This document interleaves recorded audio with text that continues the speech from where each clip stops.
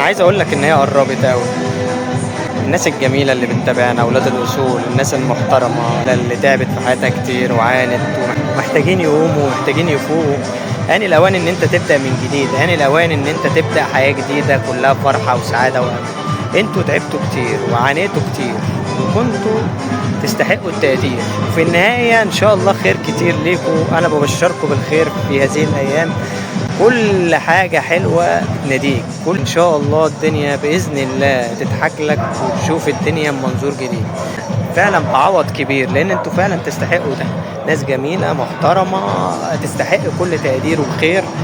احنا معاكم واحدة بواحدة في رحلة حقيقية للتعافي من كل العلاقات المؤذية المنتهية. تعافي حقيقي، انتوا تستاهلوا التقدير بعد ما عطيتوا عطاء كبير. هي رحلة امل لكل موجوع. خليكم معانا في رحلتنا وان شاء الله هنوصل لاكبر قدر ممكن. بنحاول نصور لكم من كل مكان ايا كانت الظروف عشان خاطر انتوا تستحقوا ده. ناس تستاهل ولازم تفوق وتقوم على رجلها وتبدأ من جديد، بداية جديدة كلها فرحة وسعادة وأمل. يا ناس حقيقية حاسين إن أنتوا ما تقدرتوش كما يجب أن يكون.